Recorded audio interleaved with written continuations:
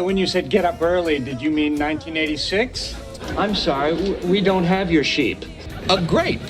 Because who can get a watermelon in your mouth? What did I do, Go? I've scared you. I've said too much. I'm hopeless and awkward and desperate for love. All right. I thought about it, and maybe you're right. Maybe Krog is not a safe toy. Good. What made you change your mind? I swallowed a sonic blaster gun. I'd love to, but I gotta get back to talking to your parents. They're telling us all about how they adopted you. Okay, you win. I can't have sex with you. And why not? Because I'm in love with Monica. Hey, this is Spencer. Those were some of the best Chandler Bing moments in Friends. Of course, a little bit of sad news as the world has long ago figured out now Matthew Perry died on October 28th.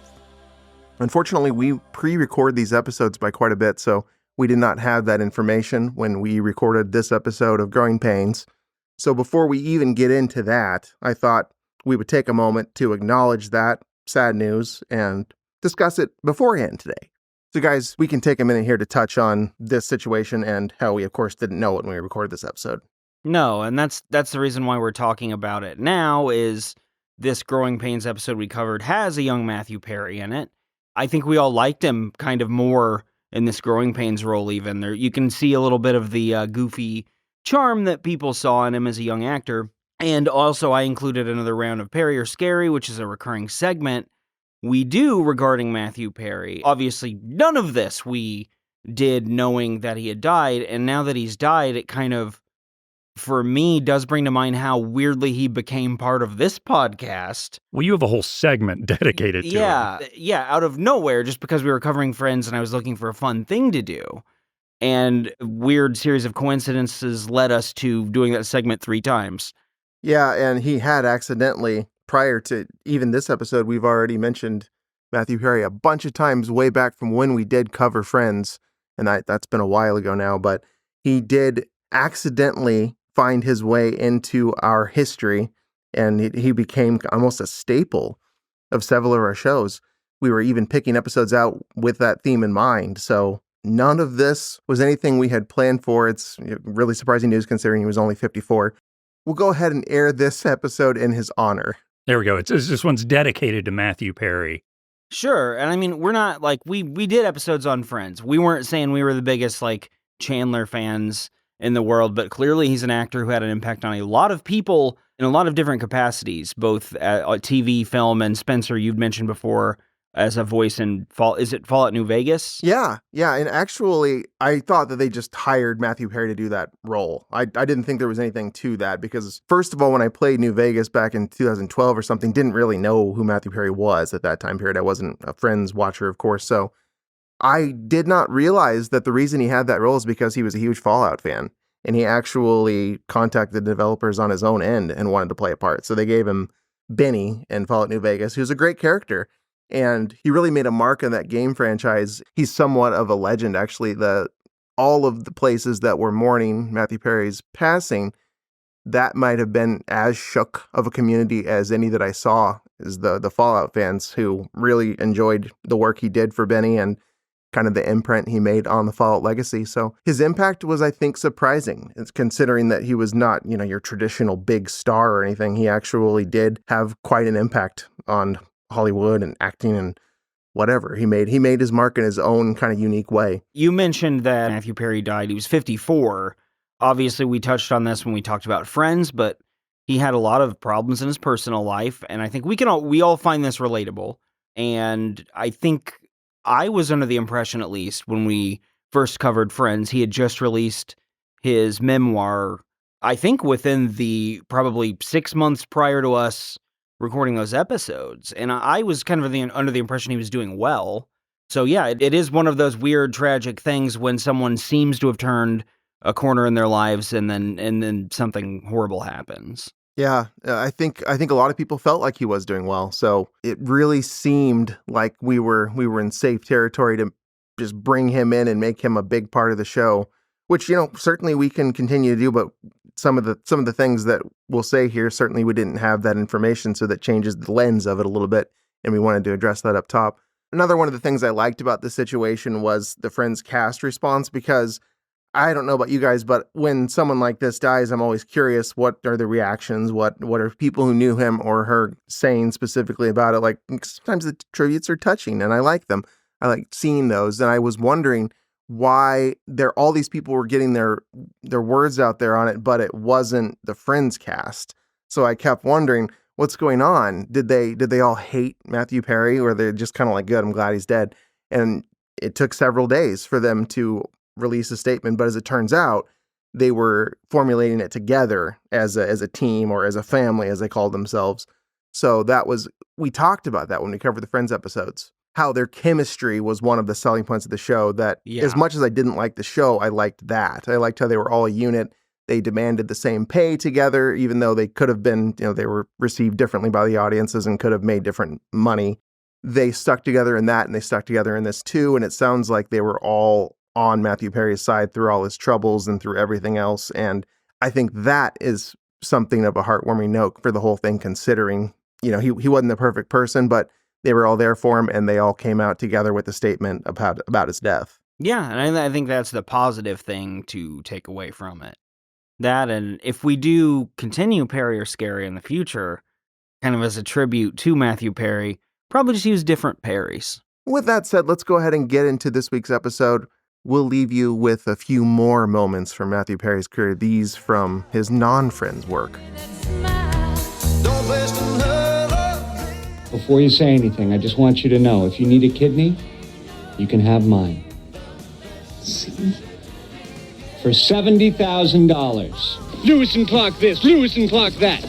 Well, we'll see who talks about them after we beat them to the Pacific. I'm gonna go!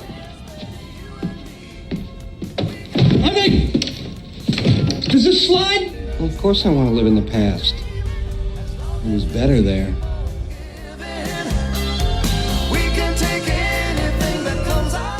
Oh, it's another Bootu Boys Growing Pains episode. Sometimes when we do these shows, I feel like it's not just me who thinks we kind of already covered it in the first one, and coming back for more is just torture. But we're going to take our best whack at it today, mostly because Matthew Perry's in this episode, and we do a lot of Matthew Perry here on Bootu Boys, or at least we have in the last 10 episodes. So it's kind of become the theme of our modern day shows, is Matthew Perry. Every 6 weeks or so. Yeah, you got to mix him in there sometimes. That's Brian Vaughn. Brian Vaughn, you picked this episode for me and the last one. I did, yeah. I thought we should talk about growing pains. And like you said, Spencer, perhaps the audience and the hosts of the show are thinking, what meat is left on the growing pains bone? Plenty. There's Matthew Perry in this episode. There's Sour balls. Probably other stuff. Sour balls is different. the true star of this episode, right? What do you think about sour balls, Van? I don't know that I would have liked them when I was a kid. I'm a little more open to sour candies now as an adult, but they're not my favorite. I like a Sour Patch Kid. Have you ever tripped on a bunch of them? Probably. I can't say That's true. You actually definitively. have quite a messy history with injuries and falling on things. Yeah. I bet you've slipped on a banana peel. I bet you're the only person that actually has. Busted my ass. Why are people just throwing their banana peels down after they eat their banana? Apes do it. Well, yeah. Like a gargantua leaves a banana peel. Of course, yeah. Happens a lot if you're on one of King K. Rool's islands. If we don't play a round of Perry or Scary this time, I'm going to be pissed off, Spencer. You know what? I was thinking about that, and neither of us know. I think he cracked. I think he did. What? He's got a little smirk. Neither of us know yet, but your suspicion is probably not unfounded. No, we need to hurry up and get into the overview stuff. Who all's in this episode? Who's the main cast? The main cast? Oh, we already talked about that last week. Yeah, we don't have to do that. But is there a guest star, did you say? Matthew Perry. Oh, that's weird. Why does it overlap with something you had in mind? Yeah, I did, and this is a complete coincidence, but it's time for Perry or Scary Volume 3 Roll Call. How has this happened three that's times? That's ROLE. I'm hoping we can get it to double digits someday. So Perry or Scary is a game we play on this podcast with alarming frequency where we discuss things about Matthew Perry, and I say them to Spencer and Van, and they team up to tell me whether it's Perry, true, or Scary, I made it up. We've won both times, right? I think so. Virtually impossible to lose. So this week, a little bit of a different take. We're not talking about Perry's biography. We're not talking about Perry's, I don't know, like how many fingers he has. We're talking about what he did before Friends. Matthew Perry was in a lot of made-for-TV movies before Oh. he was in Friends as a young Canadian actor. Oh, he was in an episode of Growing Pains, too. He was, yes. He was actually in 3. I'll tell you about his What? character plot. He comes back? Oh, yes. Huh. Before that, though, yeah, just made-for-TV movies mostly. He eventually gets his big break as Chandler Bing. But before that, he was in these other roles, and I'm going to read you roles he had and the projects he had them in, and you guys are to tell me whether they're Perry or scary. Once again, if any part of it is false, the whole thing's false. I'm not playing trickster. Okay. I'm going to start out big. Matthew Perry played Desi Arnaz Jr. in Call Me Anna, a 1990 made-for-TV movie about the life and career of actress Patty Duke. I gotta say, scary? No way. I think scary. Yeah. Desi Arnaz Jr., who was Cuban. Yeah. Nope, this is Perry. This What? is true. Wow. Desi Arnaz said, oh, he looks like me. And he went with that. Phoebe, you've got a lot of splaining to do. Okay. That was a tricky one to start us off there. Yeah, strange. Matthew Perry's second ever role was as Gulch Peters in Empty Pan, a slapstick comedy set in California during the Gold Rush. I think Empty Pan is the funniest part of that. And that's no way. I stopped listening after I heard Gulch. Gulch and Empty Pan, that's a scary. That's a good one, Brian, but that's a scary. Fine, you guys are right about this All right, one. we evened it up there. Gulch what? Gulch Peters. An empty pan. That's the He gold didn't rush find any show. gold. The pan is empty, therefore it's comical. Yeah, he's fucked. He went all the way out there. It's hilarious. Poor Gulch. Okay. The future Friends star played Jason Bateman's best friend Rudyard in Me and the Guys, a teen melodrama about a group of high school burnouts more concerned with their next fix than their midterm grades. I want to say I believe it. I didn't think his career would have intersected with Jason Bateman's. They're about the same age, I'd imagine. Maybe Bateman's a little younger, but I will go with your gut on this one. You think it's real? So we'll go real. We'll go Perry. Perry. You guys are right. That's a real thing, a real made-for-TV movie. That's the thing. Most of this you can't have heard of because no one did. You catch it on ABC Movie of the Night or you never see it again. All right. Perry played Roger in Dance Till Dawn, a 1988 TV movie about 80s teens worried about an 80s prom. For some reason, when we played this before, we learned something about dancing with Chandler, right? Or rather, Matthew Perry. It's ringing a bell, but not real firmly. And that's kind of boring, so I'll go Perry. Or Brian was being real clever with it, but I think it's a Perry. Well, these are all about 80s teens, so I don't think you would try to deceive us by making it too straight, so I'll go with Perry. you guys are correct. It is Perry. You're back in control now, as it feels right. Takes a little bit of time to get into scary Perry. Yeah, you guys Very are scary. veteran players of this game, so you should do well. Another of Perry's early roles was as Bradley McAllister in Morning Maggie, a TV movie about a family who operates and lives inside of a post-World War II radio station. It's awesome. That does sound pretty cool. Boy, I don't know with this one. I want to say it's a little too cool. It's a little too cool to be real. I can get behind that. You think it's scary? Scary. It is Perry. Ah, fuck. Ooh. You guys are ahead 3-2 against the house with 1 to go. Does he play like radio DJ on it? I hope so. Perry's first lead role in a project of any kind, so as the lead character, was as Mikey Goggles in Slippery Entrance, a made-for-early cable TV movie about 3 teen boys who work at a small-town car wash and talk almost exclusively about losing their virginity. Slippery Entrance. It's huh? a nice... That's like a triple It's a entendre. car wash. Yeah. I mean, I totally buy it, but... Does anything sound more 80s than what I just said? No, it's very well done. It's extremely well crafted and very believable. If it, Too well crafted. right? Yeah, I think that's what I thought last time. I think it is scary this time, though. Scary. Yep, it is scary. Good That one. was David Schwimmer, actually. Oh, that makes sense. Well, you guys are undefeated. 3 rounds of Perry or Scary. Will there be another round? Probably. At this point, it turns out Matthew Perry or someone named that is in most TV shows. Matthew Perry is in this Growing Pains episode, and it was a complete unknown at the time period. Real quickly, I will touch on his brief arc in the show.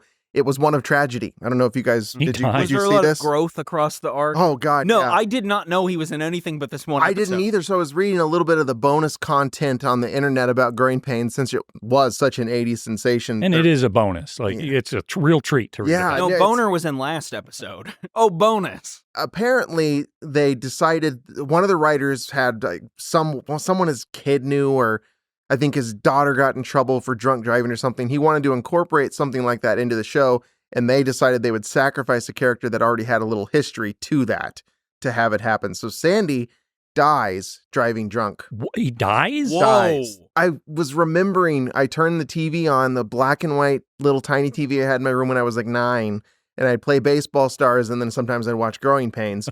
And I watched the end of that episode when I was a little kid, and I remember thinking, this is heavy sitcom shit. Because Sandy is dead. Mike tells Carol the news at the end of and I think, I'm just going off my memory here, so this is 30 years ago. But the episode ends with Carol bursting into tears and Mike having to comfort her because, he can be a nice big brother sometimes. And then Kirk Cameron does a PSA at the end of the episode to say, it's not the driving part, it's the drinking it all. One sip makes you the worst person. He just completely misunderstands what the crime and the horrible tragedy. So, yeah, there's a very serious ending for Sandy where they tried to do another one of those like we just did, where it is kind of a PSA style ending. And poor Sandy, pour one out for Sandy. R.I.P. But for now, he's totally fine. He's fine. He's fine. We're going to meet him. Fine. Right? Yeah, God, he's so hot. Did you guys pick up any charisma? Any like this guy's going places? No, not really. None, really. I kind of thought I would, I guess. I don't know. He's kind of shoulder slumped forward and awkward. I thought maybe his character was supposed to do that, but yeah, no, he's fine. But I didn't see like future star or any future TV star when I looked at him. I think he's better. It doesn't appeal to me, but he's better suited for the Chandler character than someone he's so who's fucking mean. Yeah, and this is supposed to be a character who is well read and the object of desire. Yeah, and also kind of bumbling too, despite being, I didn't really get quite what they're going for. Like the coolest nerd is what they're putting him out to be. That's fair. So this episode is called In Carol We Trust. It aired January 18th, 1989. Which I bet pissed off Kirk Cameron because it's the phrase, in God we trust. And he was in full Christian form by now. False idol, this fat girl. Yeah, there's no, Carol didn't create Adam and Eve. Carol didn't put that snake down there because he was bored. Here, let's put this down there and see what happens. Did you know that the forbidden fruit is never explicitly referred to as an apple? Actually, I think it's a Butterfinger bar. Now that Bart's I would totally eat that, even if you told me not to. Oh yeah, I would ruin mankind forever. So we're in season 4 at this point. The show, of course, had 5, 6, and 7 after this. Jason and Maggie have had their youngest baby. I forget the name now. Chrissy, I want to say. But yeah, the baby is briefly in this episode, although we don't see her. So that's... They actually were trying to catch on the fads at the time. They named the baby Liu Kang from Mortal Kombat. Yeah, oh yeah, 1989, huge Mortal Kombat year. 2.5 months from now, Ken Griffey Jr. is about to play in his first major league game. Huh. That's why they named the baby Ken Griffey Jr. That's their next baby. They just keep going. Why do sitcoms insist on these baby arcs? Because babies are cute. They baby run can't out of even content, be and they're like, oh man, we need something new. Let's have a baby. Yeah, the example I always go back to of we think we need kids to generate storylines, but then we don't use them, as Everybody Loves Raymond, where there are 3 kids that are never used. Yep. Yeah, and they don't ever really get very far with Chrissy in the show. I think in the final 2 seasons, when she's played by the main person who's credited with her, I think main baby, Ashley Johnson or something.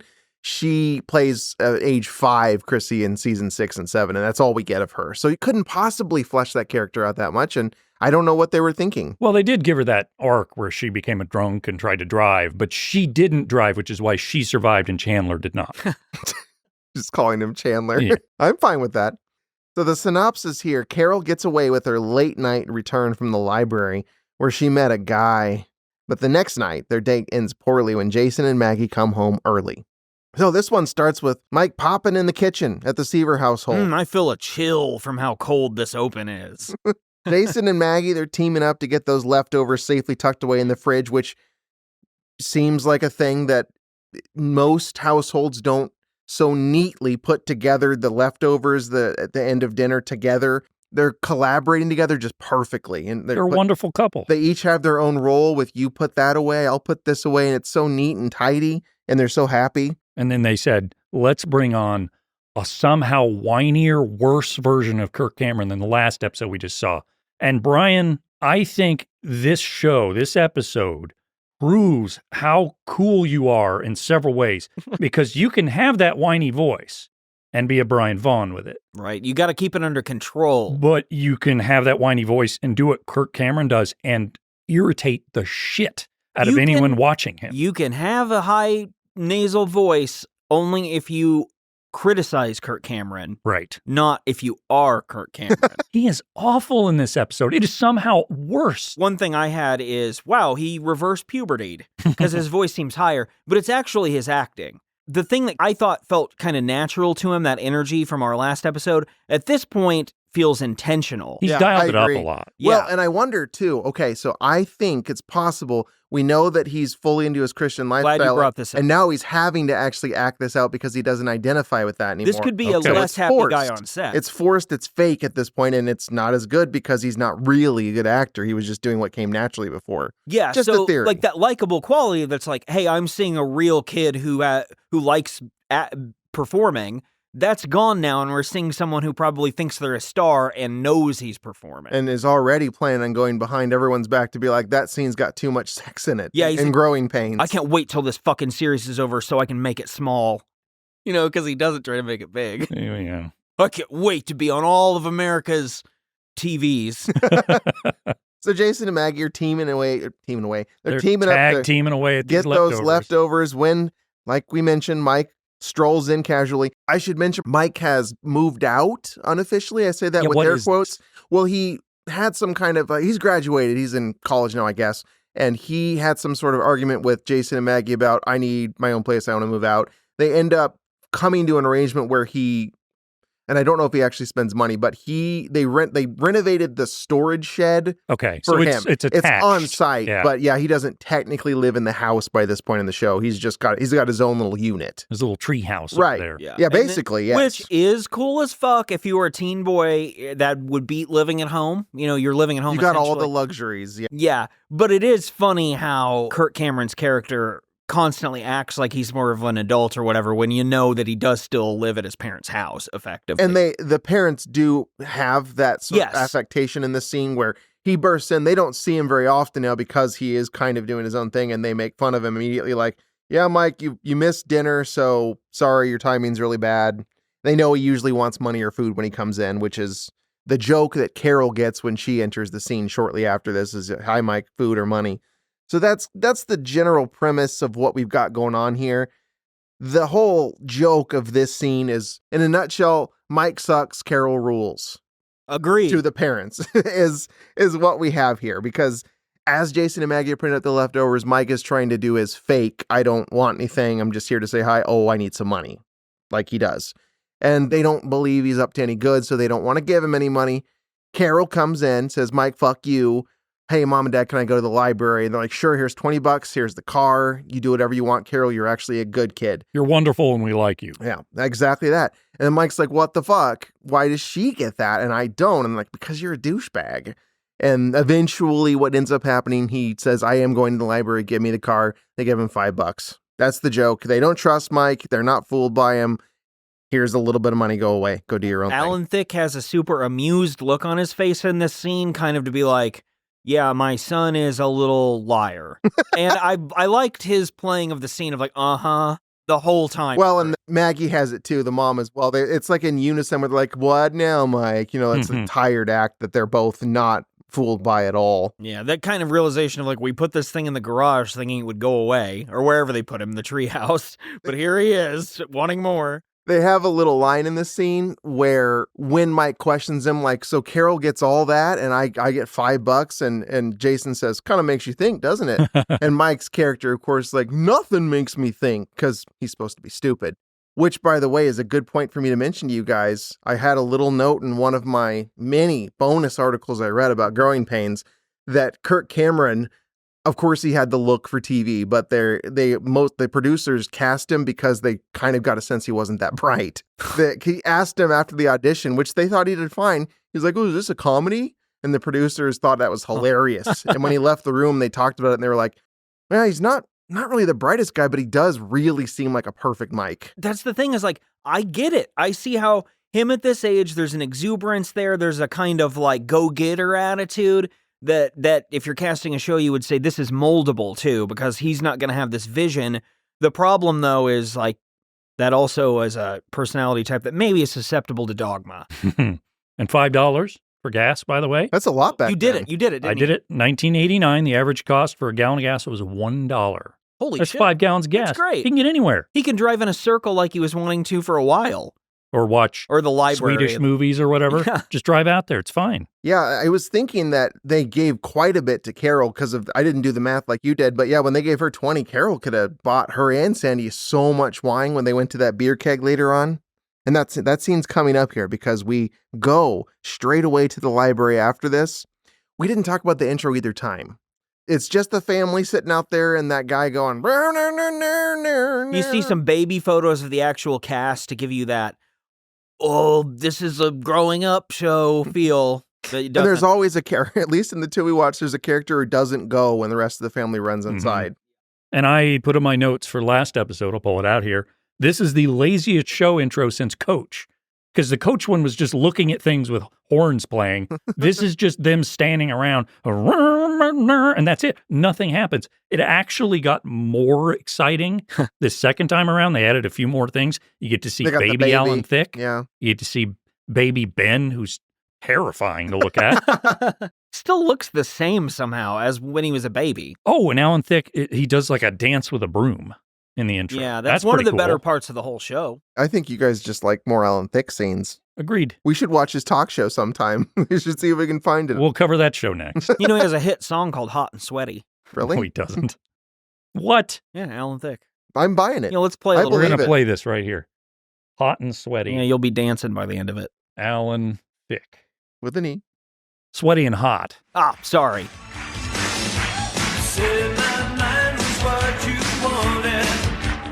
Look at him go. He's got Holy shit. choreographed dancers and Zubas, kind of, short Zubas. I'm into it. So this whole thing, there's a meme that's very famous, and it's this thing that's called This Aerobic Video Wins the Internet.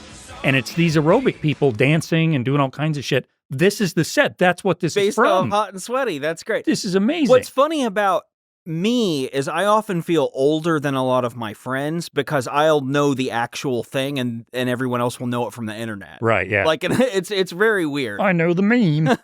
Well, damn. Sweaty and hot. That was a very welcome diversion there. Do you guys feel sweaty and hot after watching that? I do. Yeah. I feel better for knowing that exists, honestly. Good job, Alan Thicke. So at the library, Carol sits at a designated research table, and she's making eyes at a young stud muffin across from her. We know who that young stud muffin is, but the audience would not have seen this character. They'd be like, who is this guy missing a little bit of his finger? He looks like a real Canadian up-and-comer. Phoebe would never want to have sex with him. That young stud muffin is none other than our Matthew Perry, and he is very much receptive to this awkward teenager fuck energy that Carol's got going on. They haven't worded it yet, but they're both feeling it, and you can see it. So Carol gets up to shuffle through some research books. Matthew Perry decides now's the time. He jumps out of his seat to shoot his shot. And in the middle of what was sure to be just an incredible opening line, it started with, "So I see her," is all we get. In the middle of this, Mike leaps in between them, doesn't have any idea of what he's interrupting, and says, "Hey, Carol." She says, "Mike, what are you doing? It's a library. What are you doing here?" There's a little joke. Mike's like, "Oh, I had to be in a library eventually, but I'm not really here because I'm stupid." He practically goes like, I'm allergic to libraries, Yeah. and then winks at the It really camera. is that bad. It's also hard to take him as a bad boy character when he wouldn't even do a line of coke off Boner's ass. That's true. This is a lot like how Michael J. Fox played bad boys and stuff in the Yeah. 80s. Like, you just want to hug him. You don't want to, put him in jail. But that's perfect for 1980s American viewers. Yeah. They're like, look at this bad boy. I still am okay with him. Even the bad boys are Polly Pockets. Polly Pockets. That's a great reference there. So Mike admits to Carol that he doesn't really have anything to do with the library, and I guess even Carol bought it enough. But he's saying, look, that's just my way of getting money because I don't want to just come straight out and ask. That's not how I do it. Yeah, he's like, I didn't lie about the library. I lied about having a term paper at all. That makes it okay. I'm just super fucking smarmy, Carol. Sorry. And so anyway, Carol's just like, fine, I'll cover for you. Just go away. I'm in love with Matthew Perry. And Mike's gone, and that leaves her to go search for Matthew Perry. They've temporarily lost sight of each other, but it doesn't take long. She goes down a couple stacks and finds him looking the other direction, looking for her. And this is where their library love story can continue. Her plan, kind of restart the love negotiations that she and Matthew Perry were going to get onto, is to run into him, like full speed run into him from behind. And it is premeditated, and I did like that. It's funny. She sets herself and walks too hard directly into him. And honestly, it's goofy and over the top, but it's fine. Like it fits for Carol. Yeah. This is perfectly comedic and well done. When Matthew Perry feels Carol bump into him, he turns around and blurts out, "Oh, I was just looking for Joyce." And Carol makes this horrified face and tries to run away. Oh no, he's in love with a woman named Joyce. That's a name that's probably still around. And then, realizing what he's done, Matthew Perry says, "No, James Joyce." I want to read his fart letters he sent to his wife. We're about to reach my favorite part of the episode, which is when Matthew Perry's like, "Where's James Joyce in the library? Can you help me find him?" And Carol's like, "I don't go, this isn't my school. I wouldn't know how to find that here." As if libraries didn't have a Libraries are universal that system. As if they aren't the exact, emblematic institution of, we have a system to do this anywhere you go. Dewey Decimal System. Matthew Perry's just like, "Oh, okay, yeah, that makes sense that you wouldn't know where to go. Well, so where do you go to school?" And she's like, "College." Well, I should say, he says, "Where do you go to college?" Because he thinks our little innocent Carol here is a fellow college student when Carol hasn't graduated yet. So she is still a high school student. So is she 16, 17? I'm guessing 17, yeah. She probably needs to tell him. Yeah, well, This is like the Rob Lowe thing all over It again. is, Yeah. in the library, though. So she says, "Oh, college, I go NYU. You?" There's two U's. I thought it was just NYU.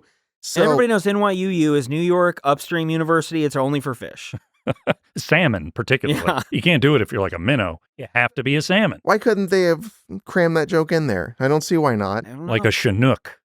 Well, I actually was That's a salmon. up for a writer's role for Growing Pains when I was 2, but they didn't give it to me. You would have done better than they did. I would have said, "Wah," and shit my pants, which is what Kirk Cameron did every day on set. Carol's running with this at this point because she's so smitten that she wants to continue this act that she's a college girl. And they start bonding over Tender is the Night, which is the research paper she's writing. And Matthew Perry introduces himself as Sandy. He's a sophomore at this junior college. He's a sophomore, you say. Matthew Perry here. Yeah. Just grizzled, 19 years old. 9-fingered Matthew Perry here. And he probably is pretty young. I remember in Friends. Doesn't look like it. He's No. the youngest member of the Friends That's cast. true. He does seriously look like maybe a young-looking 27. He's grizzled already. It's also we were talking about different faces and how Ben's is a problem, and Matthew Perry, well, it's more just that he looks like a middle-aged man now and forever. From age probably 10 on, he looked 43. There is a little more spark in his eyes here. I will say Yeah. that. I think actually he looks like he belongs in his body more in Friends, and he looks awkward in this show, I think. Well, and his costuming is that of that guy Brad from Whose Line Is It Anyway? It's like a bowling shirt and a pair of pants. Holy shit. You know That what I'm is talking about? shockingly accurate. Yeah. Yeah, it's a little bit of the Charlie Sheen 2.5 Men look. Bingo.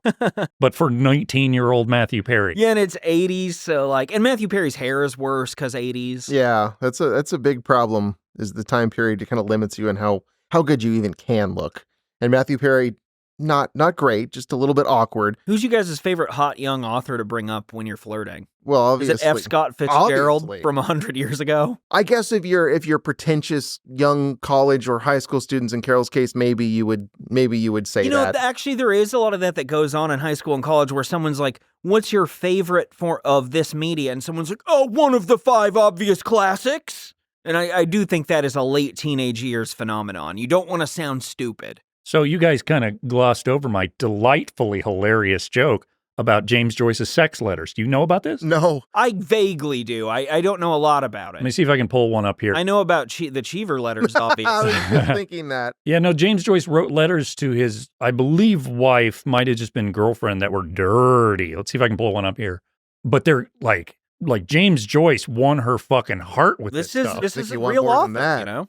So here's an article that has some of the best lines from his letters, including, "Like a hog riding a sow, my love for you allows me to pray to the spirit of eternal beauty and tenderness mirrored in your eyes, or to fling you down under me on that soft belly of yours and fuck you up behind like a hog riding a sow, glorying in the open shame of your upturned dress and white girlish drawers and in the confusion of your flushed cheeks and tangled hair. Suey, Suey, I will yell as we both head to the trough of sexual quenching. Oh, here's a lot a of good one. pig stuff in here. At every fuck I gave you, your shameless tongue came bursting out through your lips. And if I gave you a bigger, stronger fuck than usual, fat, dirty farts came spluttering out of your backside. Wow. This is hot. James Joyce is awesome. Yeah, he's all talking about group tooting here.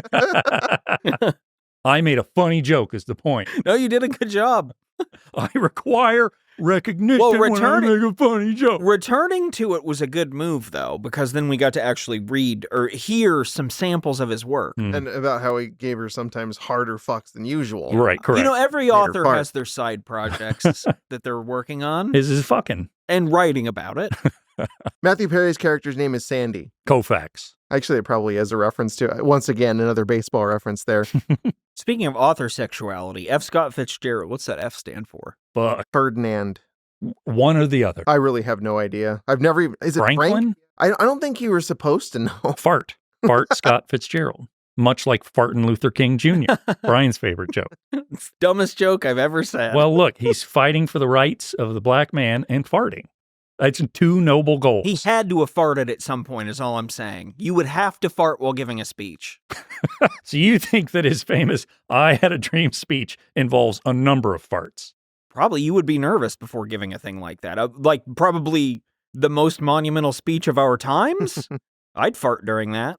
Fair enough. Would you group toot during that? Yeah, I bet you the whole audience was group tooting in support.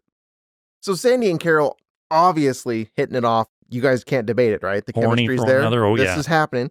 So Sandy wastes no time kind of rudely interrupting her to say, you want to go to a beer keg? And Carol says, actually kind of reasonably, like, well, yeah, but I've got research thing to do and I really shouldn't do that. You're probably like 22 and let's not. And so they turn away from each other. Sandy says, okay, maybe another time. Carol loses her cool. She can't resist anymore. And she grabs him by the back of his shirt and it says, how about now? So immediately goes back on saying, let's not do that. Good for her. She was reverting to her typical, like, I won't do that. I'm afraid of different things. But then she realizes, no, I'm a growing woman. I want to do what I want to do. And I'm going to date this I'm gonna 22-year-old fuck Matthew Perry. Yeah. So hours later in the episode, we don't get any of the beer keg or any of the Sandy Carol action, but they had a great first date. And Carol pulls into the Seaver home very late at night and busts in on Mike in his converted storage space. Mike's sound asleep. On his waterbed. Yeah. Ugh. Yeah, whatever little bachelor pad setup he's got in there. And he's sound asleep. She busts in. She says, Mike, I need to talk to you because I am very bad. I did horrible things and you would know all about that. So let's talk. What's your advice? There's a little opportunity for Kirk Cameron to try to steal this scene. A whole bunch of shit comes out of his mouth. He jumps out of bed. He stuffs food in his face and picks up a soda can that was already open. Yeah, it's a whirlwind of look at me. A bunch of stuff where he wrests control back of the scene and says, Carol's bound to attract a guy at some point. It's not that surprising. And the way this scene ends is Carol's freaked out because she's late and she's worried she's going to get in trouble. And Mike says, look, Carol, honestly, you're a nerd. Mom and dad love you. You really don't need to worry. You could say anything and they would believe it. So you're going to get out of this just fine. And we find out that Carol got a speeding ticket, once again proving that every character in the show is worried about curfews and getting speeding tickets. We get a little line here that we were talking about in the opening thing where there's a bit of fat jokes that have been peppered into the show throughout its run. We're past that point now already, but Mike has to tastelessly make a reference to some of the things they've been saying to her in the past in a quick line here. I thought you did that in part. No, I missed. Holy shit, I'm feeling brainwashed. Now you're under my control. All right, here we go. I mean, they'll believe anything you say. What do you mean? Carol, look, they think of you as Saint Carol. You know what I mean? You can make up any excuse and they'll believe it. You can tell them that you were stuck in a herd of cattle.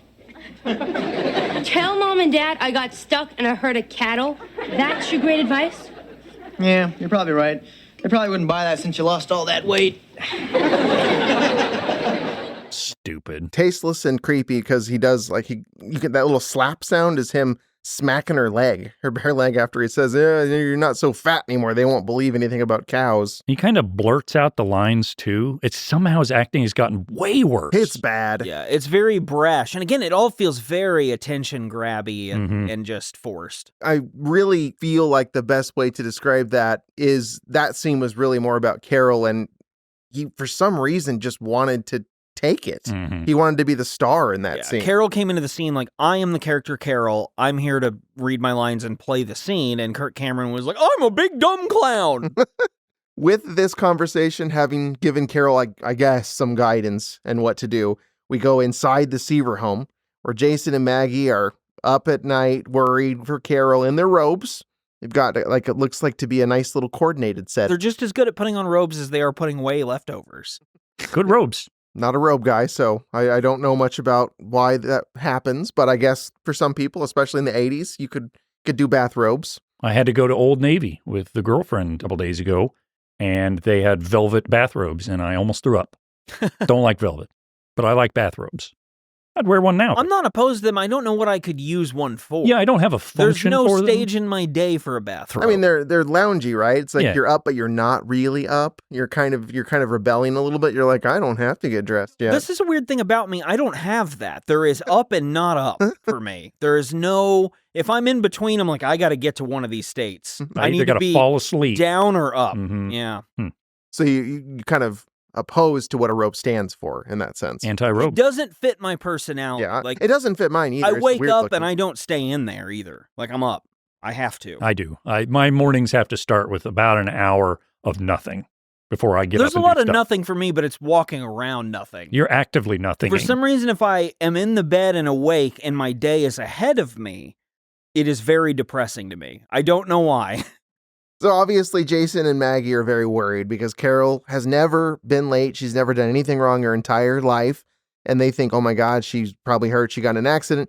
Jason says, honey, don't worry. It's probably just something silly and you'll laugh about it when we figure it out. In this scene, I was expecting a time reference 80s joke, like, it's probably something silly. And then I was expecting Jason to be like, the Berlin Wall probably fell on her. He's probably watching Beverly Hills Cop. Yeah, like I was expecting the equivalent of the Rob Lowe joke from last episode. I liked how he's trying to calm her down and he says, you'll laugh about it. And Maggie's worked up. So she's like, I'll laugh about it. And he takes it down to the next level. He's like, you'll chuckle. I like that. It's good. It's a little thing. In the middle of this discussion, Carol comes in and the concerned parents rush over. Jason says, oh my God, are you okay? Carol says, yeah, I'm fine. So then actually he gets a little stern with her. He says, well, where the heck were you then? This is 3.5 hours after the library closed. And since Carol did not come up with anything better, she uses Mike's cattle excuse here. I love this because she's such a pure individual. She couldn't think of a lie. So she just went with the stupidest thing. She did that had been told embellish her. a little. She made it a little more interesting, I guess, to where it's like it was the transporting vehicles with the cattle in them. And that's what got in a wreck. So the cattle were just all over the road. No teen could get away with anything now. They'd be like, I iPhone pinned you and I know where you were the whole time. Very And if true. you tell me a lie, I'll look on Facebook and see if anyone in my town has said what their kids are doing. I don't do anything but look at what other people are doing. My child is my property. She even asks her, why didn't you call? And she's like, well, I couldn't get off the road to get to a phone. Cows. Cows. They get there. They get in the way. So it looks like it's not going to work. You Jason think and she was Maggie driving are, around on Moo Moo Farm? oh, you can't have the cow jokes. Jason and Maggie are about to do that for us. But yeah, it looks like they're going to be like, this is bullshit. I don't believe a thing you This just is said, cow Carol. shit. Bullshit is its own cow joke, I guess. But because it's Carol, immediately the doubt turns into laughter. And Jason and Maggie are both kind of they're just relieved she's home and they are buying her story hook, line, and sinker. And we get an opportunity for the Growing Pains writers to make some cow puns. No hoof prints on the car, huh? I guess it was kind of hard to steer the car. Probably couldn't get your hands on the wheel. Okay. Good night. Good night, Mom. Well, it's good to know that the writers had that in their repertoires. The traffic was so bad it was hardly moving. I like that the actors pause for the punchline. Like they're aware these are corny jokes. They're having fun with it. You know, If someone had just called Pete Nolan, they could get those cows right off that road. He's a really good scout. How long do you think we can milk this joke? Are you doing better than the writers did? You guys could both have been in the show. This is an utter success. I am laughing so hard I've got a cramp in my calf. It's a baby. No, that is pretty good. I mean, all 4 of my stomach chambers are in knots. Bovine. Cows are fucked up. That's all I got.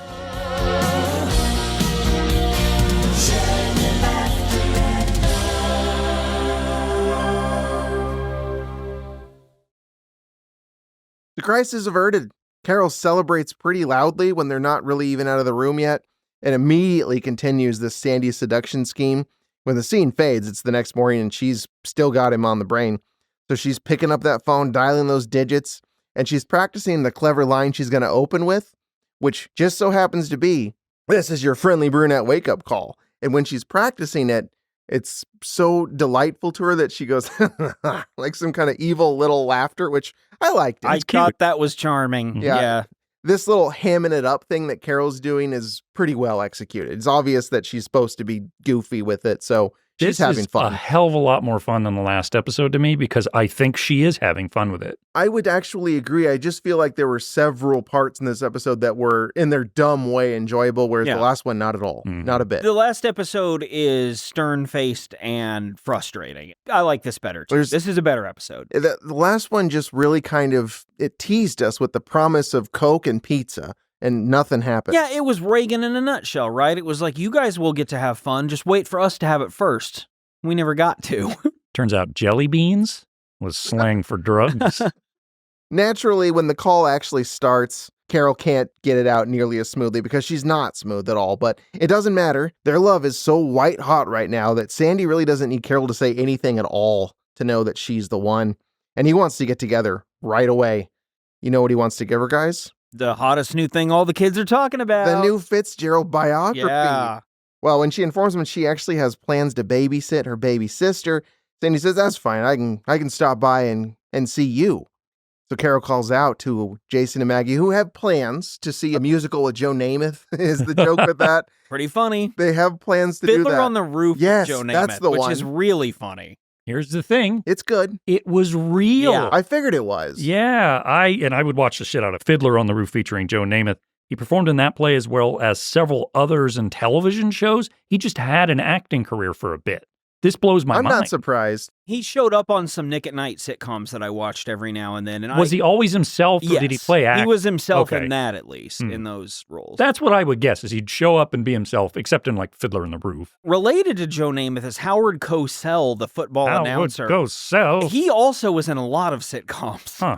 I like to talk on camera.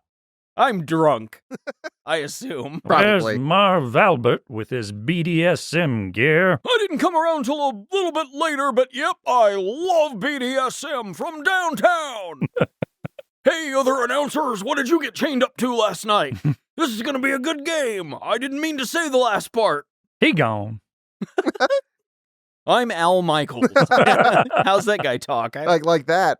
Yeah, he doesn't really have that same kind of shtick.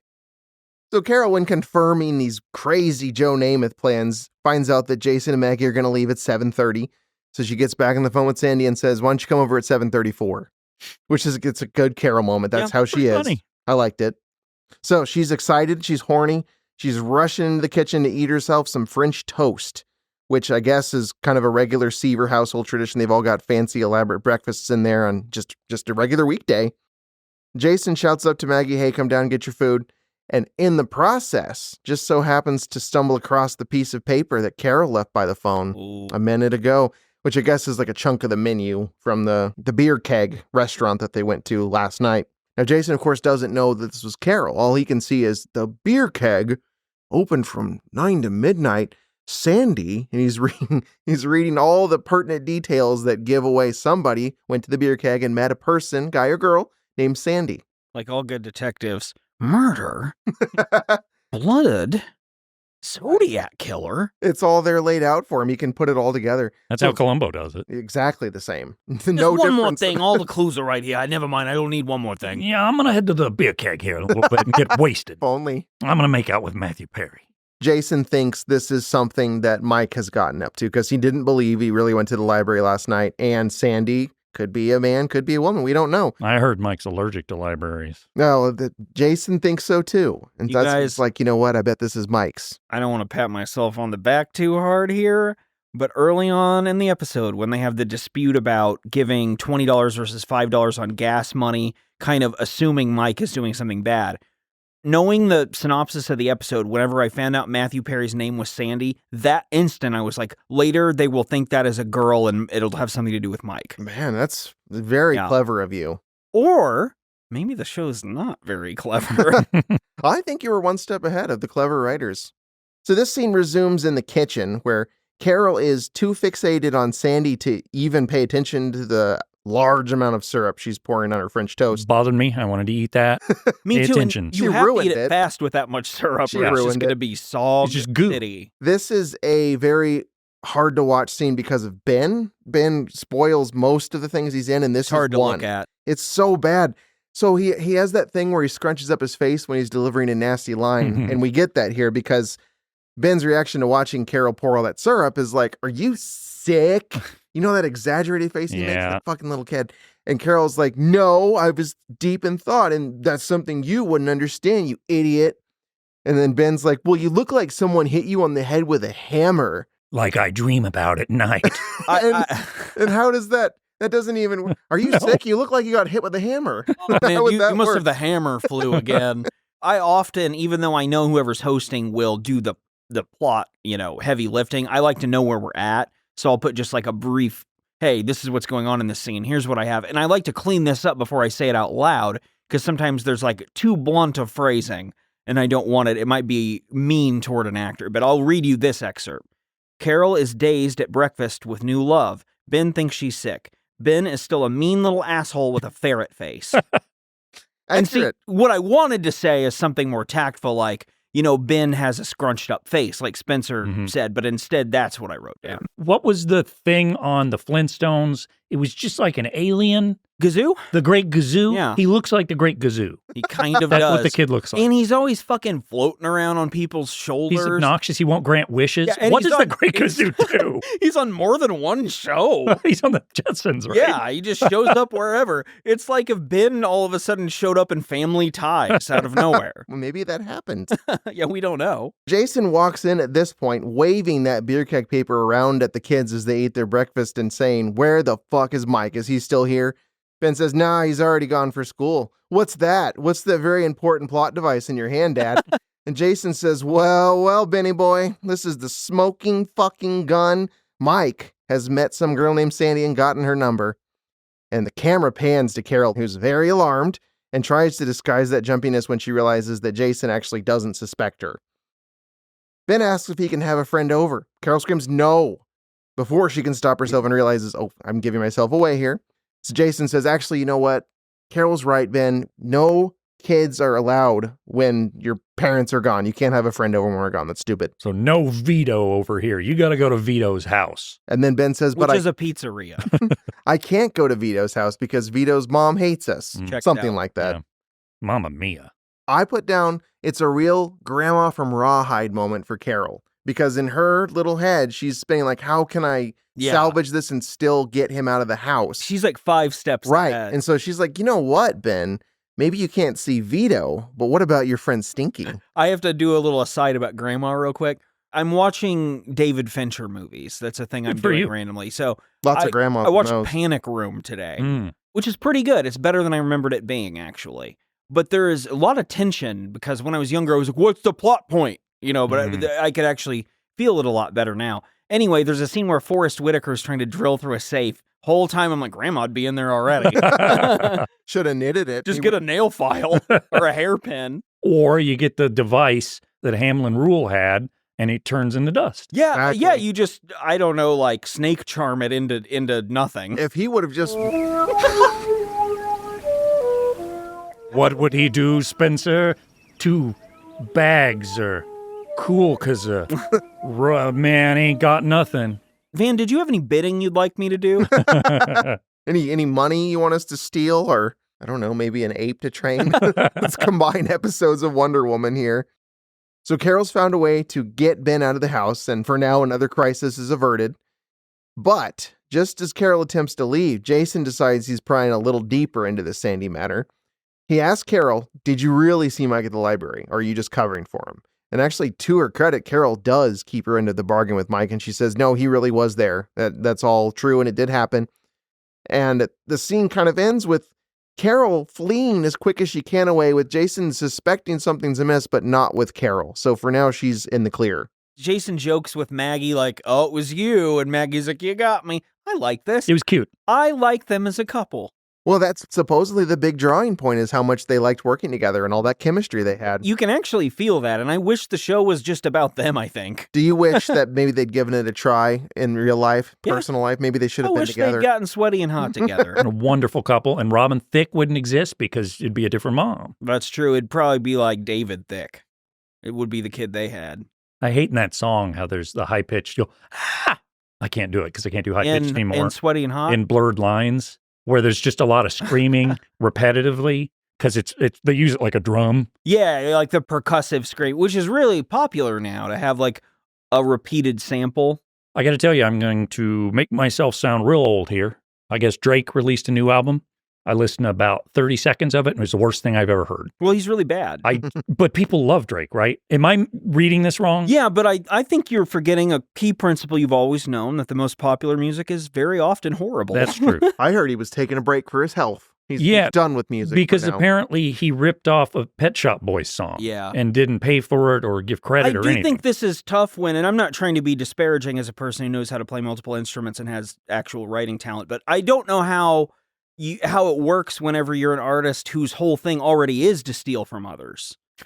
So how are you more stealing? I guess just if your business people get the rights or don't. Right. But when you're assembling songs based off music history's pre-existing catalog anyway, to me it's kind of like, I know this is accepted and I know I have a bit of a fuddy-duddy approach to collage music and that I don't really listen to it or out of the gate care for it very much because I know how it was assembled, but it's weird to me that like there are lines based around like this artist has cheated by using this other person's music, but it's only based on legality, not artistic merit. I think there is, you know what I mean? Yes, I think there's a tiny bit of it in the sense that like the Drake thing was just verbatim, same beat for beat kind of thing, whereas if you play with it a little, you show any sort of effort to where you're taking an old song and tweaking it, I think you can get away with a little more with that. Yeah, it's just, it to me is another example, like sample-heavy music, which is the predominant music of our culture, to me feels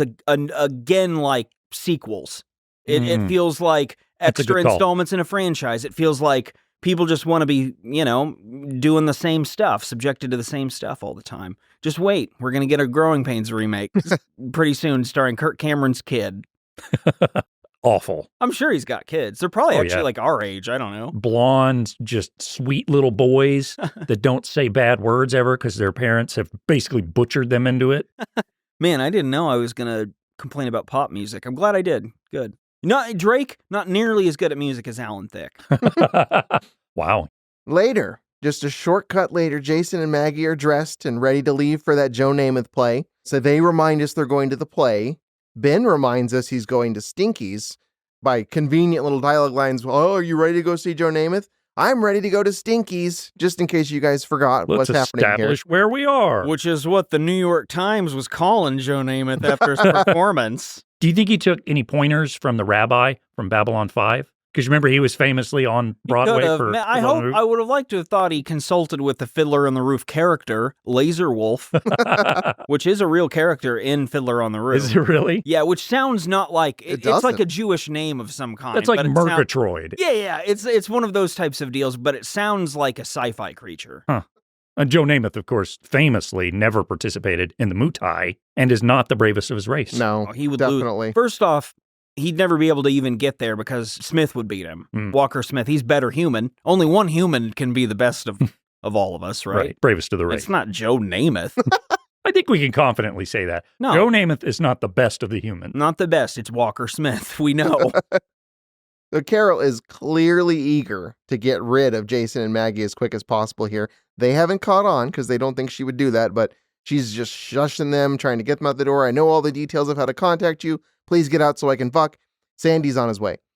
So now with being alone in the house, Carol rips off her suspiciously. So the outerwear that was pretending to be modest, oh no. Underneath that, she's got the loungewear jacket, a girl's night out on the town, red blouse, black skirt combo. She's showing like some shoulder. Sure, yeah. Which is too much for Kirk Cameron. She was ready to go underneath that little kind of 80s jumper sort of outfit she had going on there. She's also ready to go underneath Matthew Perry, huh? Oh, yeah, that's happening. You can tell it's 1989 and not 1987 like last episode because her shoulders aren't covered by football pads.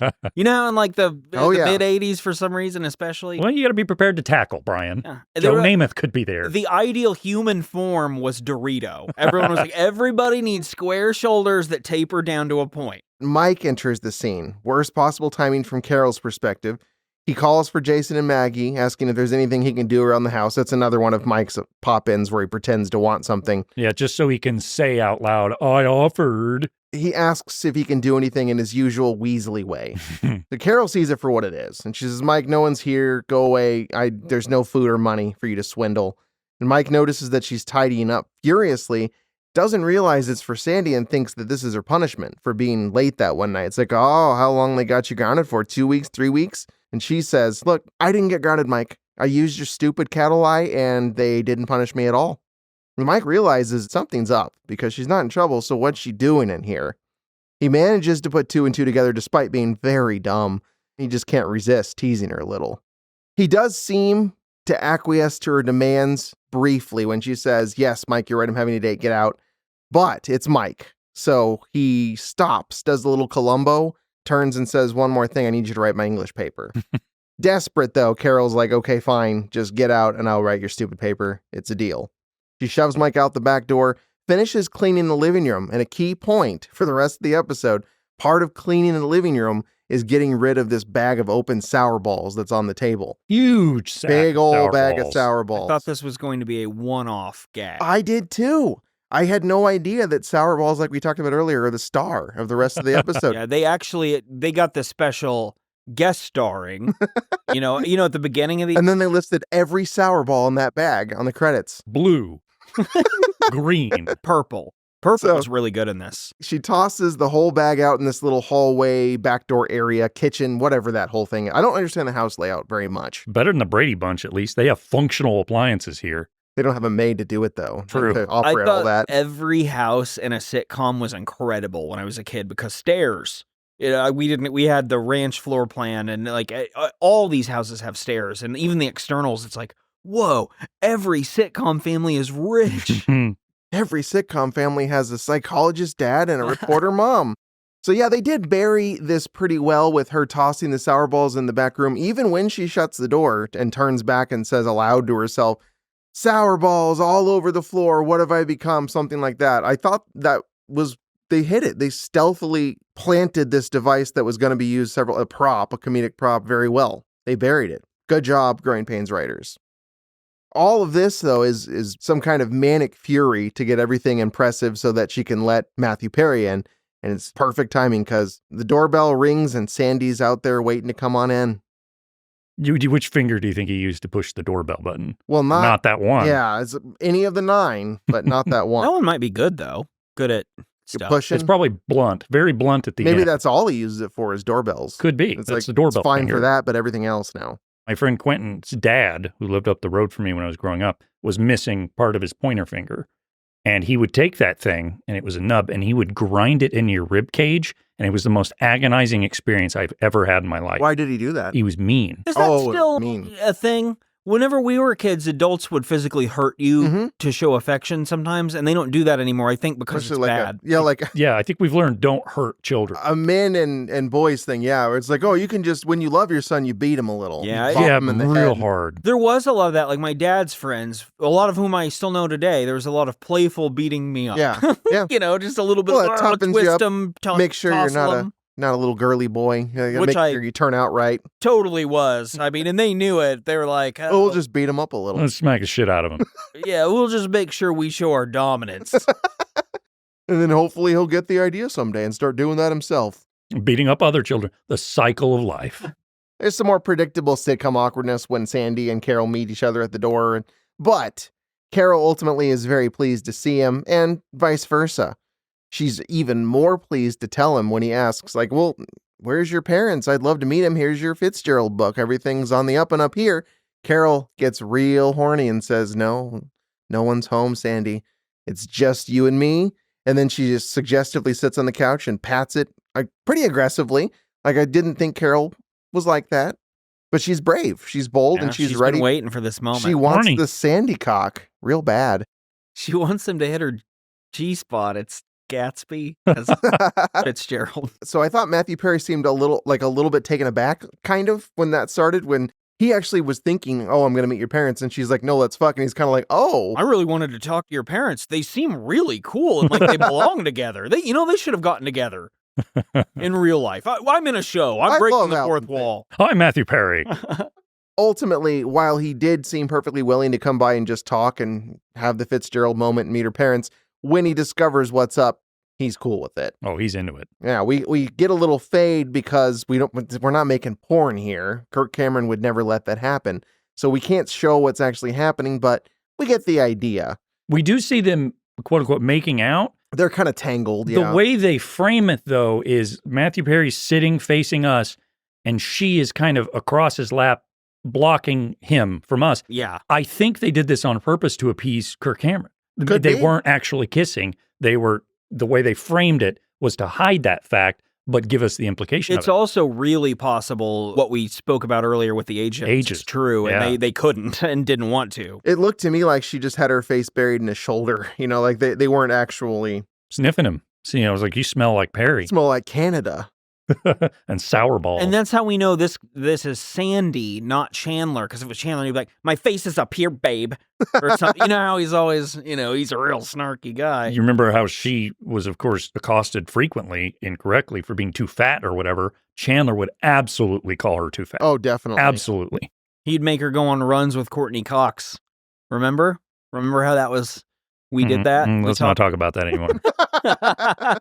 So the young lovers are going at it on the couch, but all is not well with this evening they have planned with each other. It's all Joe Namath's fault. It's always Joe Namath's fault in a way, but specifically tonight, we know that something has gone amiss with Jason and Maggie's plan to see Joe Namath, because from outside, Carol actually hears her mother's voice yelling, Jason, I'm going inside.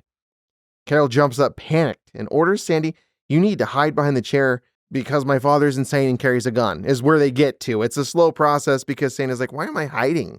And she's like, I don't know guns. I do like that she just knows the expediency of the situation. She's like, I just need to get him hidden, and he won't just do it, which is, I was frustrated watching it. I'm like, Matthew Perry, close your fucking mouth and go hide. She's telling you to. Yeah, and if you're in someone's home and they're panicked, you don't need to know why. No. Like, if they're telling you what to do in their house, you just do it. If you're Matthew Perry and you are in the Seavers house and they tell you to hide, you hide. That's all I'm saying.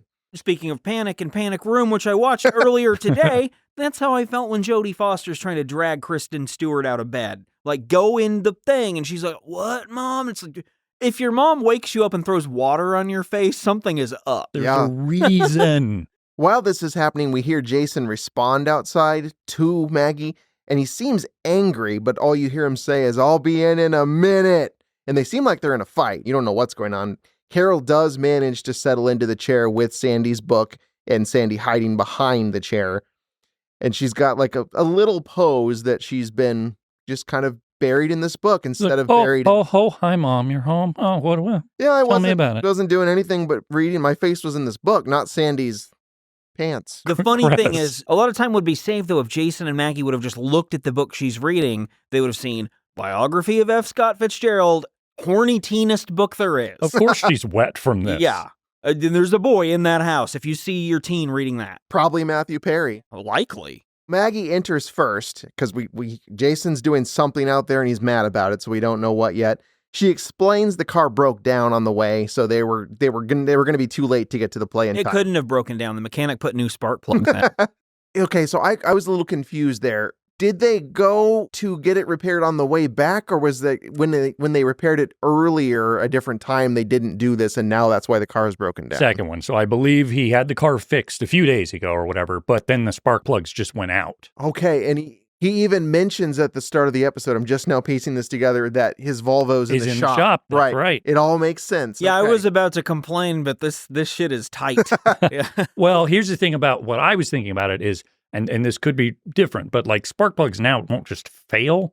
You could probably go years on spark plugs and they'd be fine. They would just work. I don't know if that was different in the 80s. So I don't know if that's a thing of the times that could have happened. But to me, from a 2023 perspective, this seems like just gibberish they're using to throw a wrench into the plot. You think it's like an auto mechanic Bones sort of thing where Yes. they just said like, oh, it's this part of the spark plugs, because these are actors and Hollywood writers. They know about as much about cars as I do. That's true. They have no idea. They've never worked on a car. So it could be realistic, but it didn't seem that way to me from this lens. And I knew they weren't talking about the wrestler Bob Holly because Sparky Plug didn't come around for like another 5 years. Sure.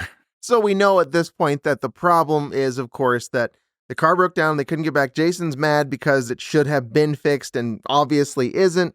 So he's all worked up. Maggie is secretly relieved because she didn't ever want to see Joe Namath in the first place, but Jason has no idea. But it's great because she's like, don't tell your father. She's talking to Carol. Maggie is. She says, don't tell your father that I never want to see Joe Namath and Fiddler on the Roof. Another example of how their relationship is wonderful. She doesn't want to disappoint him. And it's funny because Jason thinks this is a disappointment for Maggie. For her, yeah. Like, she really wanted to see Joe Namath. That's one of those stealth, actually funny lines when he comes in and says that, like, I just feel bad for your mother, when it's Maggie's happy about it. When she's talking to Carol before Jason comes in, she is confused about one thing with Carol. And she asks her, honey, when we pulled in, were the lights off? And was that Matthew Perry's silhouette? And were you tonguing Matthew Perry? No, she just says that the lights out, of course. She doesn't know Matthew Perry's in there. Is that why would I would never think about that? But she's like, oh, she had the lights off. I would never guess that. Of course, how would she be reading? And, she didn't have her e-reader at that time period. I thought I recognized one of the co-stars of the 1988 made-for-television movie Dance Till Dawn. But no, couldn't have been. Was he in Slippery When Wet? Or whatever that was called. Slippery Entrance. Yes, that's what it was. So Carol says, no, of course it wasn't off. And of course I wasn't just making out with Matthew Perry. Jason storms in and does this whole spark plug bit. And I feel bad for your mother. She didn't get to see Joe Namath. Holy shit, though. A raging Alan Thicke is kind of frightening. I was a little surprised. I didn't know that Jason's character had that beat to him. Do you guys like that character beat that he gets mad specifically about being ripped off financially? So I didn't think it worked, but I understand what they're going for. I do like the idea of him having this one thing. I wish it was like a more obscure thing. Like, it happens so rarely. And it's such a dumb thing. I feel like anyone would be mad about this to a degree. Like the mechanic said they did something, charged you for it, and didn't do it. Now your car doesn't work. Not really a quirk. I would wager that this is probably one of the very few times in the entire show that Jason acts this way. It's which just is a plot point. Kind of cool. Yeah. I know. I feel like if he got this, man, I'd think it was a joke or a bit or something. I'd be like, oh, quit that. Come on, Jason. Give that a rest. Let's go fix the car and see the second act of Joe Namath. So by the time Carol gets a chance to return to Sandy and her parents have briefly left the room, Sandy has heard enough to think that she was telling the truth when she said Jason's insane and carries a gun, and he's just outright terrified. Like Van said, he is very scared of an angry Alan Thicke. So she shoves Sandy out the same way she shoved Mike out earlier in the night, out that back door. Unfortunately, shoving Sandy out the same way that Mike was shoved out means he was shoved out the same place the sour balls were thrown. Oh, no. And that means that Carol has just shoved Sandy into a big pile of slippery sour balls. You pretty much just hear boink, conk. And then Matthew Perry's, oh no, whatever he does, whatever. I don't know. It's not his fault. You couldn't possibly have read that line and make it sound, that does sound like a guy who fell on some sour balls. Oh no, the sour balls. I would have just handed up I would have done that. My exactly. legs, the sour balls. You should have done it method, And done it. Yeah, just go fall. Alan Thicke fucking does here in a minute. He bites the goddamn dust on these sour balls. I love his scream in that too. It actually made me laugh. That Of course, we know it doesn't last, but at this point, Sandy is absolutely done with this horrible house, these horrible people, this horrible girl. But the back door is locked and they can't get him out in time. When Maggie comes back to the kitchen to make them some calm down tea, I guess it's for Jason, right? The tea. I think so. I guess when he gets real worked up about his mechanic thing, the only way you can calm him down is to get him some tea. Pretty wholesome. Well, there is that sleepy tea, chamomile or Sure, something. maybe it had some drugs in it that was going to calm him down. Ambien. She's just dumping the pills like They have to Grandma drug and him. Rawhide. She's crushing up all sorts of pills and dumping them in his tea. There's a I'm little. gonna give Jason his calm down tea. We just need Rowdy to come in here and give it to him. Shove it in his fucking face. Pour it down your little throat, Grandma. I'm afraid, Rowdy. Quit hurting me, Rowdy. There's actually a little physical comedy here in this scene. Is Sandy is underneath the kitchen island, and there's just enough space to hide a person under there. A Matthew Perry-sized person. He's repositioning himself along the base of that island to stay just out of Maggie's view as she goes like place to place on the counter to prepare the tea. And he kind of goes from one side of the counter to the other right as she comes to it. And I don't know. It's slapsticky. It's silly. It works. And there's all this going on while she's talking to Carol innocently, having no idea that Sandy's down there about, Carol, sorry we ruined your night. It's still early. You still have time to go out if you want to. Carol has to play two parts here, which is pretend to engage normally while also getting Sandy the hell out of the house. So there's a lot going on in this scene, surprisingly. It's a pretty complex scene from a comedic standpoint. As Carol tries to answer calmly, there's a great clatter just outside the kitchen and a loud, thunderous, manly scream. And that's Jason, who's now had his own Sourball accident that we referred to earlier. I should have gotten a clip of that. It's great. The other thing, too, is, and this plays into your thing that you brought up, Brian, when he bites the dust here and hits the ground hard, he's not mad. No. He's more kind of like perplexed. Why are there sour balls everywhere? How'd this happen? Whereas if he has his trait where he's always angry or angry about things, shouldn't he be violently angry? He's not, because it's not about spark plugs anymore. It does make him stand out as a sitcom dad. They're all so masculine and pissed, largely. So him being perplexed by is the great. way, this is Jason, the dad, in Growing Pains, not Jason from Crystal Lake, the serial killer who got murdered as a child. Again, I got around to that last episode, not this time yet. Glad you clarified. Yeah. Are we going to do the Leatherhead bit again, too? Should we? He has crayfish as weapons, Spencer. I control the bayou. Anything in it is at my disposal. I'm going to sit here and let birds pick food out of my teeth. That's what gators do. Better than spending unnecessary earnings on a toothbrush. It really did happen. I was joking. Put a feather in my cap, son. My lord, this heat is making me wilt. On the bright side, despite Jason having just eaten shit in those sour balls, he did find the repair bill, and he found out for sure they did charge for those spark plugs. I love he brings it in like he is fucking waving Columbo. it around. I figured it out and slams it down. He's so thrilled with himself. I bet his mechanic is Gus from California Dreams. We've got the double meaning here. Again, pretty well done.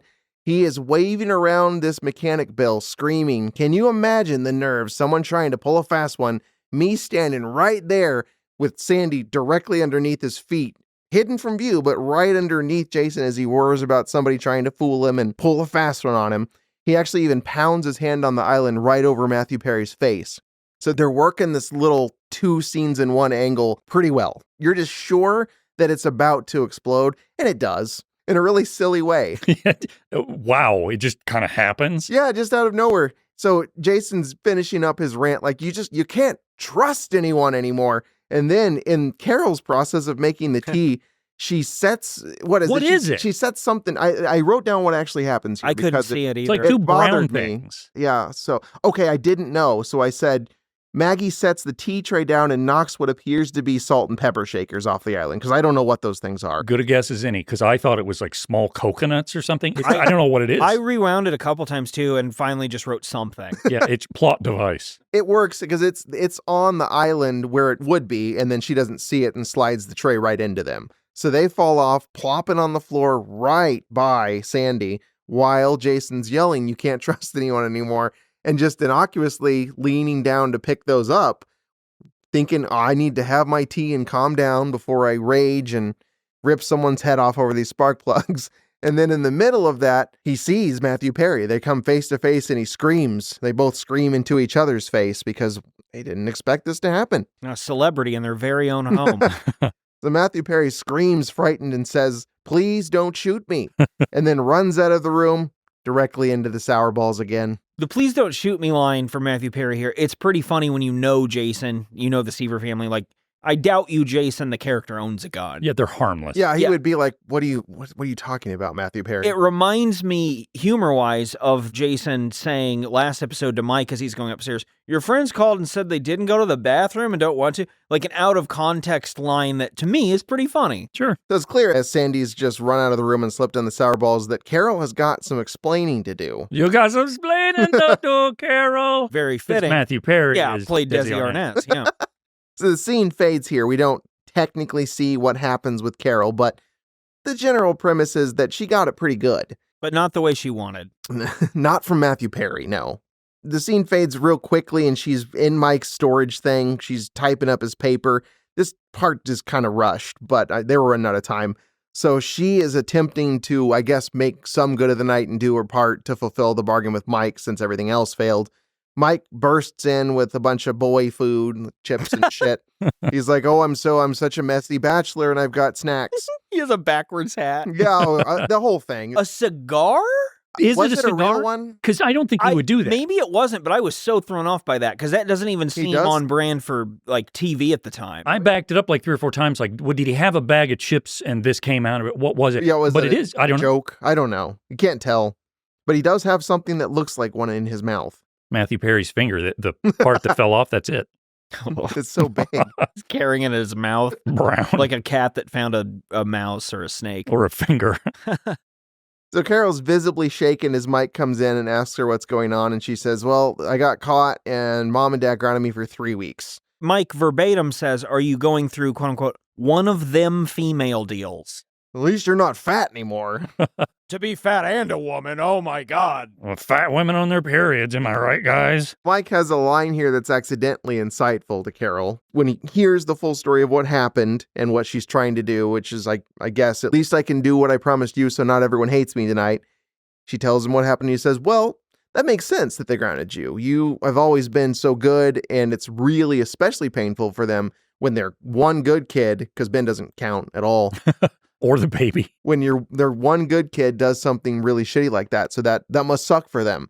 And it just, the light bulb dawns on Carol's head and she's like, holy shit, this really sucks for mom and dad because I was good and now I'm not.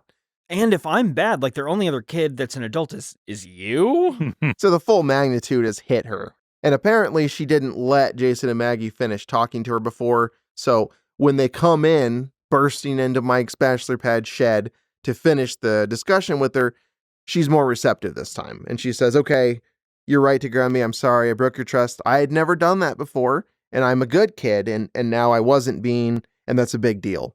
I would ground me too. And I'm sorry. It's a wonderful, heartwarming moment. And she gets to hug both parents.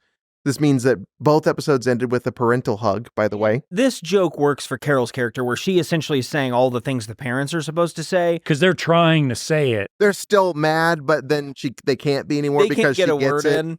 But I do like that Jason and Maggie both act like they have. They're like, that's right. As if they say, it's a cute scene. Like I said, it felt rushed, but I do like that the way that they handled it was essentially they were coming in there to finish it off and then realize they didn't need to. Yeah. Because the job's already done. She's gotten it. Because Carol is the daughter that they think she is. She's the daughter that Jason and Maggie deserve, but not the one they need right now. That's Batman. Oh, okay.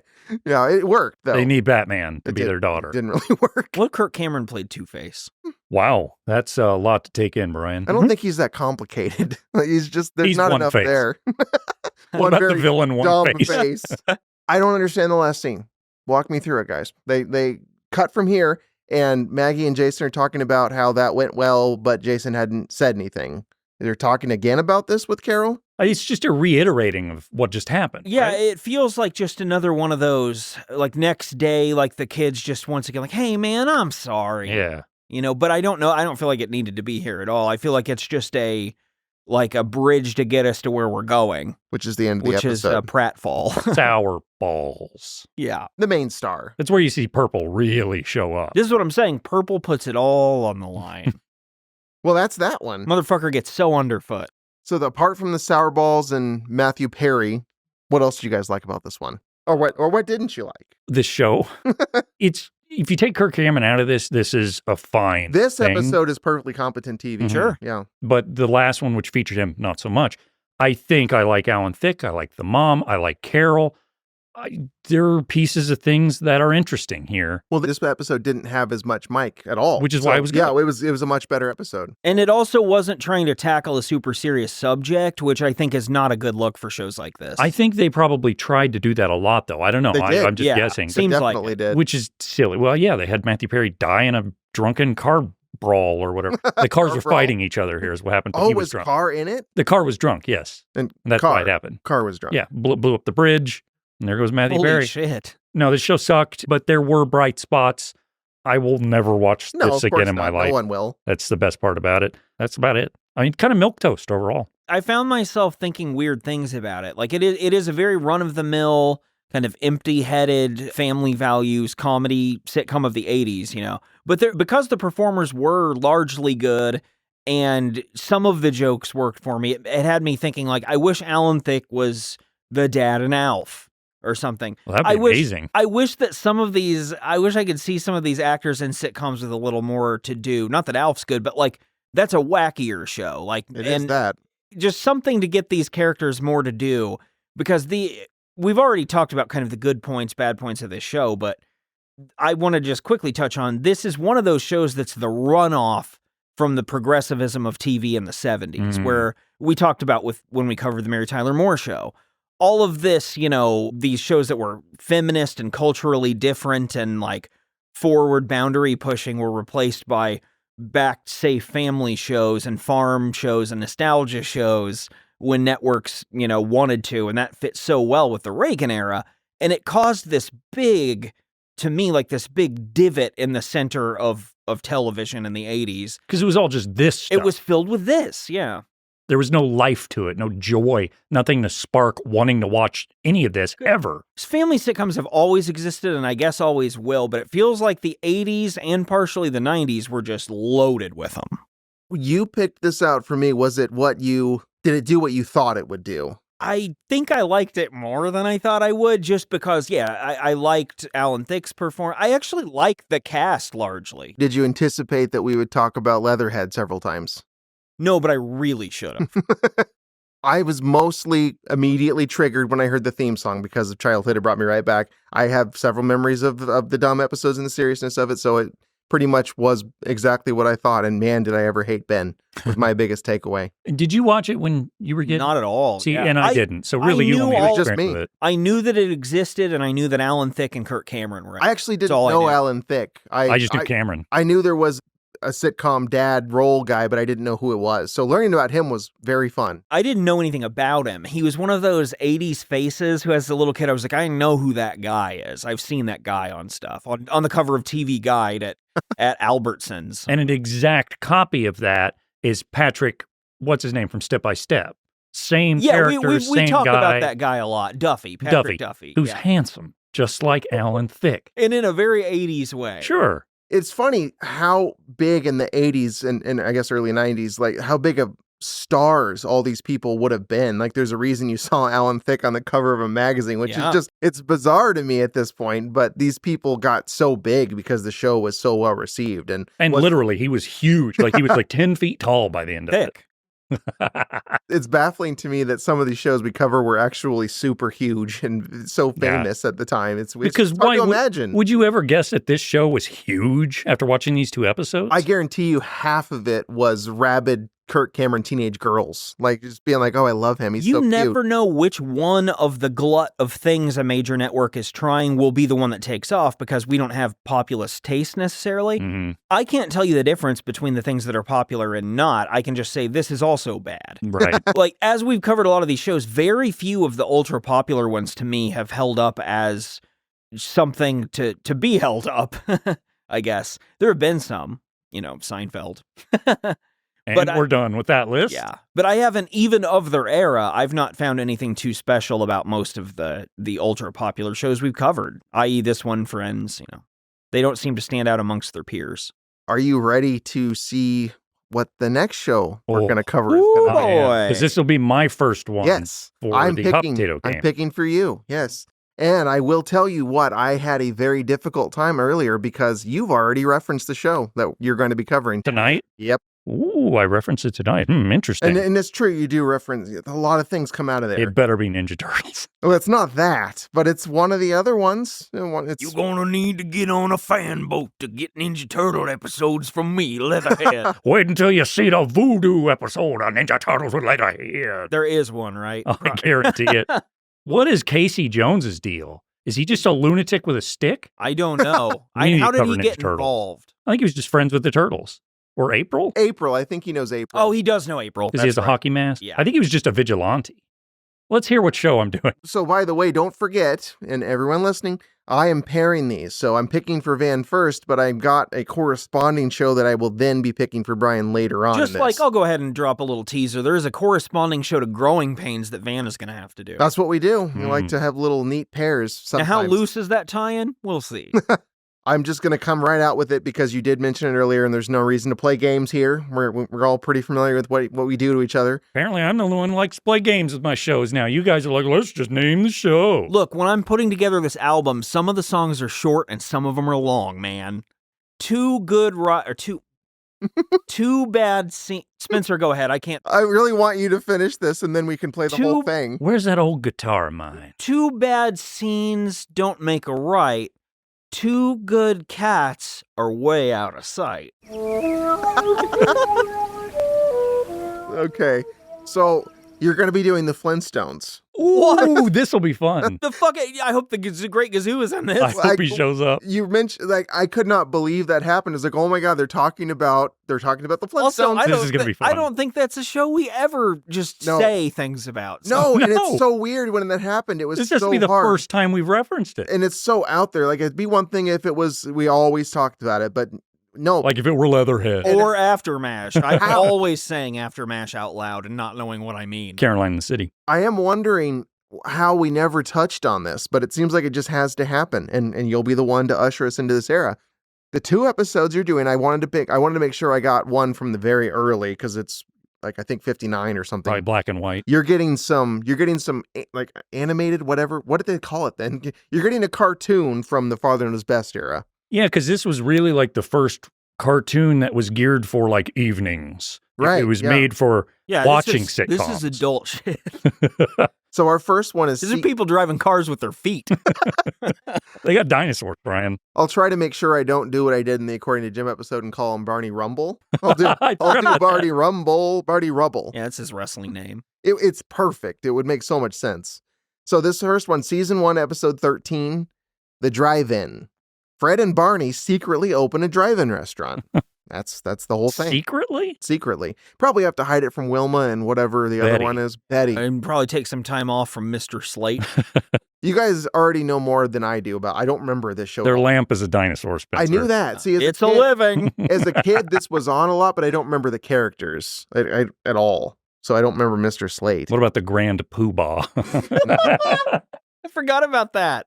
You know his hat? Mm-hmm. You'll like this. We're in the spooky-ish seasons, and I always have to pick, I try to pick a Halloween-centric one or a scary one. So our next one, season 5, episode 7, getting toward the end of the run. So I got one at the beginning and the end. A haunted house is not a home. That's the title? Yes. Okay. And that synopsis is Fred and Barney spend the night in a haunted mansion. It's one of those inherit the house if you stay overnight things. Barn. I think that's how he talks. That is. Pretty much, yeah. Oh, gee, Fred, I'm fucking stupid. And they actually die in that one. Good. I didn't do what you did. I picked 2 of considered the very best. So we're covering like the very best the Flintstones has to offer. Good. Not a good and a bad one, but 2 good. And probably there's no bad Flintstones. That's what I think. I wonder if this means later I too will get to talk about the Great Gazoo, but we'll find out. Well, I don't know why you would think that, just because it's a pairing for the Flintstones. Anyway, before we get out of here, we do this every year. We like to take on a show that we've all seen and are all familiar with, and each take an episode and take more of a quick bite out of it rather than the full analysis. So this year, we have concluded that we'll be covering The Office. We'll each be picking an episode we want featured. And we'll be talking about The Office. We'll do a little overview at the top before that where we go into the history of it, some of the cast and characters and our experiences with it. We're looking forward to that. We'll have a whole week dedicated to The Office. After we do that, we will return to our normal programming, which in this case means we'll be journeying to Bedrock to take on the Flintstones. I bet it's a lot of fun. Oh, man. We're going to fight be 'em. fighting those Flintstones. Yeah, we're going to be talking about The Office, a show we all know well and we like at least the peak of, and then we'll talk about, I bet you Flintstones is going to be really fun, I bet too. it's all Back-to-back shows that we love. Wall-to-wall bangers. We don't have anything else to say with that, do we? No. No, so we're just going to have to get on out of here. See you later. We're going to go listen to Hot and Sweaty. Ouch, my growing pains. We got each other, sharing